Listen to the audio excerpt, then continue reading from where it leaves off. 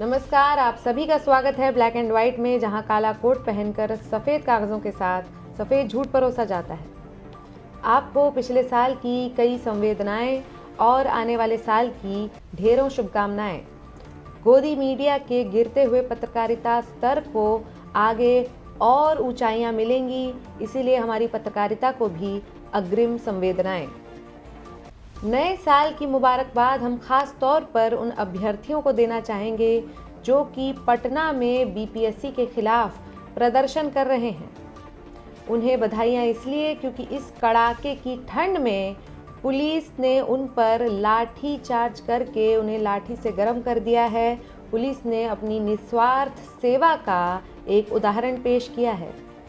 ठंड इतनी ज़्यादा है कि हम भी यहाँ पर स्टूडियो नहीं, घर से ही पत्रकारिता कर रहे हैं आज। लेकिन बिहार के छात्र इस ठंड में भी बीपीएससी के पेपर लीक के खिलाफ और री एग्ज़ाम कराने के लिए प्रदर्शन कर रहे हैं। हम तो दिल्ली में सिर्फ ठंड से जूझ रहे हैं, बिहार के ये परीक्षार्थी ठंड से भी जूझ रहे हैं और दंड से भी जूझ रहे हैं। हम लोग सिर्फ सर्दी से जूझ रहे हैं, लेकिन ये लोग सर्दी और वर्दी दोनों का सामना डट कर रहे हैं। पुलिस आरोपों का खंडन करते हुए कह चुकी है कि उन्होंने लाठी चार्ज नहीं किया। लाठी चार्ज नहीं हुआ, बार बार अनुरोध किया गया कि आप जो है यहाँ से हट जाइए।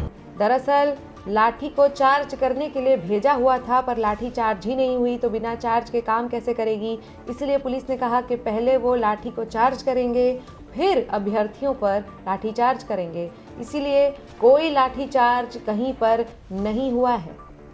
15 दिन से ऊपर हो चुके हैं बिहार में छात्र री एग्ज़ाम करवाने की मांग कर रहे हैं, पेपर लीक के खिलाफ लड़ रहे हैं। लेकिन दिल्ली में और बिहार में दोनों जगह सरकार ठंड के मारे अपने अपने घरों में, ऑफिसों में दुबकी हुई है। गर्दनी बाग में गर्दन झुकाए ये परीक्षार्थी अब तक सरकार की गर्दन नहीं झुका पाए हैं। बीपीएससी का नाम इसलिए बीजेपीएससी भी रख दिया जाए तो कोई बड़ी बात नहीं होगी। आज हालात ये हैं कि छात्र आरोप लगा रहे हैं कई पद कई लाख रुपयों में बिक रहे हैं, कई पद तो 30 लाख रुपयों तक में बिक रहे हैं। इसका मतलब अब BPSC bribe payment service capture हो चुका है। पटना में नए साल से पहले ही छात्रों को पानी से पटा दिया गया। सरकार ने और पुलिस ने छात्रों से कहा कि पटना में पानी से पटना है तो पटो, वरना जल्दी वहां से हटो। 4 तारीख को री एग्ज़ाम करवाया गया, लेकिन मात्र एक सेंटर में, और वहां जाने के लिए भी जो छात्र घर से निकले थे समय पर नहीं पहुंच पाई, क्योंकि ठंड इतनी ज़्यादा है कि कोहरे की वजह से ट्रेनें लेट हो गईं। वहां पर कोहरा था और आज छात्र एक बार फिर बना मोहरा था। छात्रों के साथ ये तानाशाही कब बंद होगी, ये सवाल पूछते हुए छात्र 20 दिनों से गांधी मैदान में और गर्दनी बाग में डटे हुए हैं। प्रशांत किशोर से पूछा गया कि गर्दनी बाग से प्रदर्शन को गांधी मैदान क्यों ले जाया गया, तो उन्होंने कहा कि आने वाले गणतंत्र दिवस को गांधी मैदान में ही सरकारी कार्यक्रम होगा और वहां पर सरकार से बातचीत कर पाएंगे, और शायद उनका प्लान है कि गणतंत्र दिवस नहीं मनाने दिया जाएगा।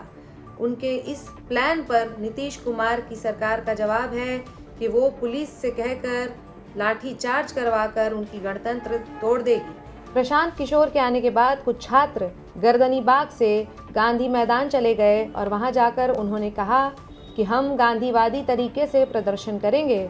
तो पुलिस ने कहा कि हम भी गांधीवादी हैं, हम भी अपने पास लाठी रखते हैं और गांधीवादी तरीके से हम भी गांधी के इस हथियार का प्रयोग करेंगे। तो अब ये देखने वाली बात होगी कि गांधी के आदर्शों पर चल रहे ये छात्र ज़्यादा गांधीवादी हैं या फिर गांधी की लाठी पकड़ी हुई ये पुलिस। गांधी से याद आया कि जो एग्ज़ाम सेंटर था उसका नाम भी बापू सेंटर था। बापू सेंटर का नाम बापू सेंटर दरअसल इसलिए था क्योंकि वहाँ पर एडमिट कार्ड पर या आईडी कार्ड पर छात्र की नहीं बल्कि गांधी की तस्वीर का प्रयोग होता था, और गांधी की तस्वीर दिखाए बिना उन्हें एडमिट कार्ड के होने के बावजूद एग्ज़ाम हॉल में एंट्री नहीं मिलती थी। शायद बापू सेंटर विश्व का इकलौता एकमात्र ऐसा सेंटर है जहां पर एडमिट कार्ड पर छात्र की तस्वीर नहीं, जिसके नाम पर सेंटर है उसकी तस्वीर दिखाने से ही एंट्री मिलती थी। ये वही सेंटर है जिस पर सबसे ज़्यादा आरोप लगे हैं कि एक ही सेंटर पर 17,000 अभ्यर्थी थे। इसी सेंटर में क्वेश्चन पेपर देर से भी बांटा गया था। जब प्रतिपक्ष के नेताओं से पूछा गया कि उनका इस पूरे मसले पर क्या कहना है, उनका क्या कहना है, परीक्षार्थियों का साथ देने के लिए प्रशांत किशोर क्यों आए हैं, तो इस पर उन्होंने कहा कि प्रशांत किशोर किशोर हैं, इसलिए वहाँ पर छात्रों का साथ देने के लिए गए हैं। हम लोग सब वयस्क हैं, इसलिए हम नहीं जा सकते हैं। प्रशांत किशोर पर यह भी आरोप लगा कि जब लाठीचार्ज होने लगी तो वो घटनास्थल से भाग गए। इस पर उन्होंने बचाव करते हुए कहा कि घटनास्थल से भागने के लिए भी पहले घटनास्थल पर आना पड़ता है, तो जो लोग यहाँ पर अभी पहुँचे ही नहीं हैं वो उन पर सवाल नहीं उठा सकते हैं। पुलिस ने असीम दया का उदाहरण देते हुए छात्रों के साथ इस बार न्यू ईयर मनाया और न्यू ईयर पर छात्रों को न्यू ईयर बैश भी दे दिया। यानी छात्रों और पुलिस की इस पार्टी को आप बैचलर्स पार्टी कह सकते हैं, क्योंकि बैचलर्स डिग्री ज़रूरी होती है बीपीएससी के लिए और बीपीएससी ज़रूरी होता है शादी के लिए। क्योंकि यदि व्यक्ति शादी करना चाहता है तो उससे पहले बीपीएससी क्लियर करना चाहता है, क्योंकि नहीं होगी नौकरी तो कौन देगा अपनी छोकरी, और जितनी अच्छी रैंक उतना ज़्यादा दहेज मिलने के भी चांस होते हैं। तो पुलिस ने इस बार दहेज भी दे दिया, लेकिन दहेज बिटकॉइन नहीं, पीट कॉइन, लठ कॉइन के रूप में दिया गया। पुलिस ने छात्रों को बर्बरता से पीटा, क्योंकि मौसम हो ठंडा, हाथ में हो डंडा और सामने हो बंदा, तो पुलिस का दिल कैसे मान सकता है।